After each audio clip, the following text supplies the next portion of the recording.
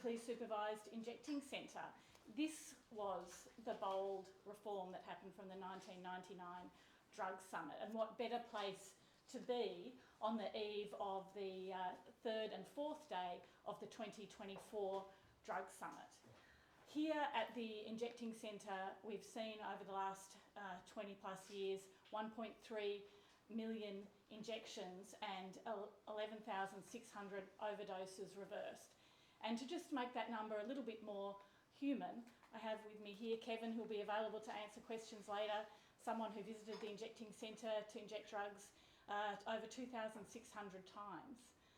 And I'm also standing here today alongside faith and community organisations who have signed up to a statement alongside Uniting about what we want to see out of the Drug Summit. We want to see evidence-based, bold reform, and we have high expectations.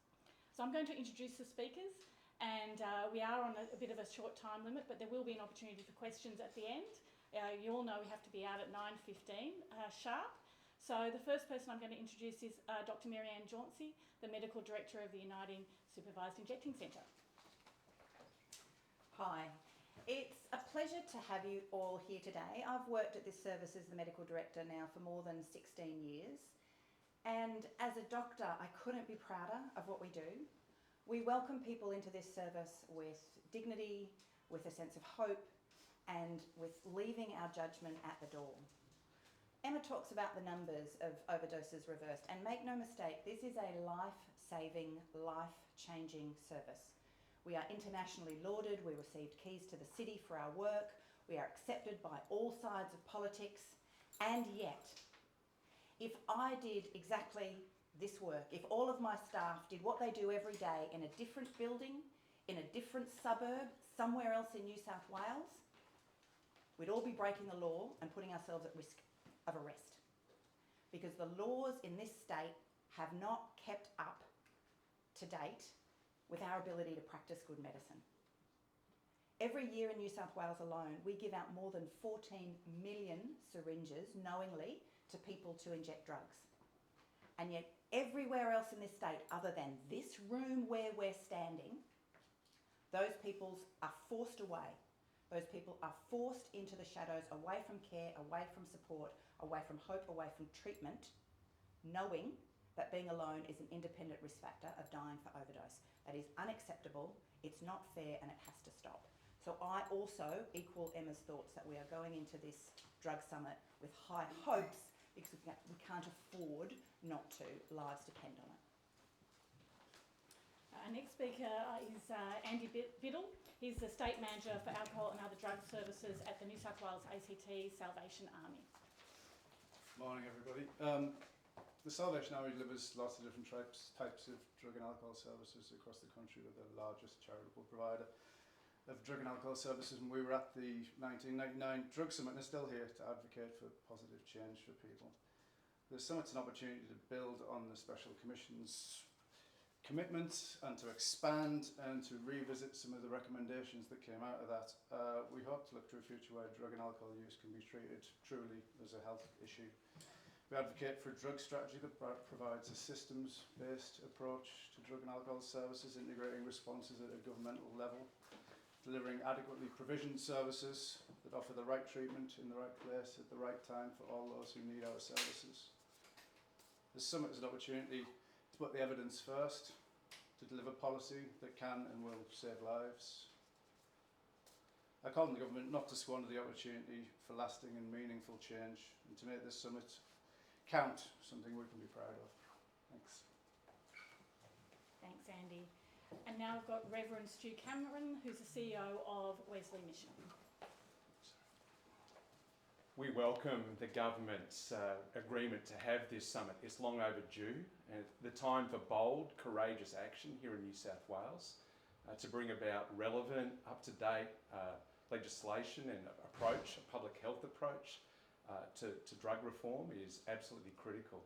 We welcome the opportunity for the voices of lived experience and for frontline workers to be elevated and to be honoured and to be listened to carefully. We know that good policy, well executed, saves lives. Make no mistake, Lives are on the line when these conversations take place, and what eventuates out of those conversations. And so we implore the government, having taken this step, to ensure that those voices of frontline workers, of experts, like those who work out of this facility, and the voices of lived experience are honoured and are listened to. At Wesley Mission, every day we encounter people who are harmed through drugs, and we recognise and we see that it's absolutely critical that harm reduction is put at the forefront and a public health approach is taken. So we look forward with high expectations, as do all of our colleagues, to what will come out of this summit.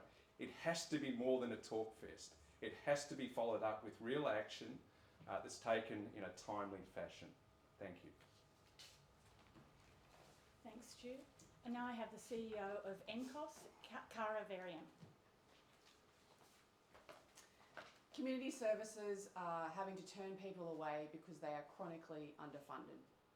A lack of early intervention means that we have community service workers literally running down the street, intercepting young people from being recruited to drug use and drug dealing.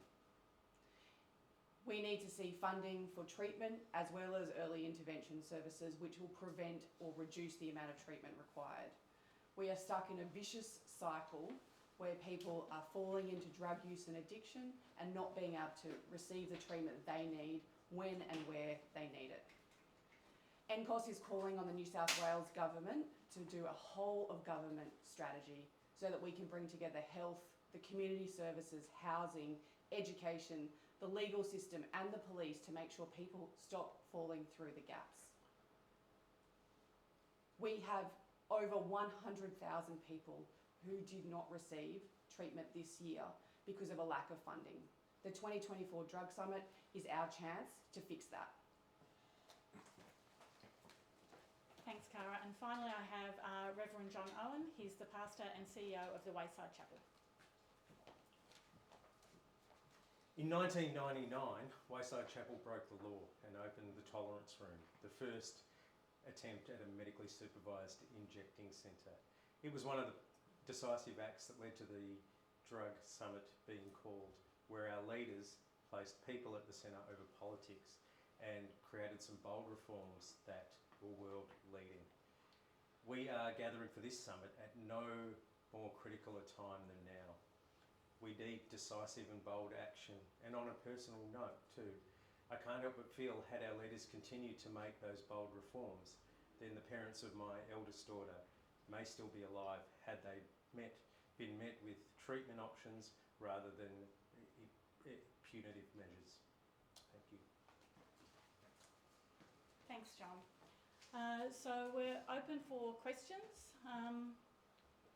So it's been going for 2 days in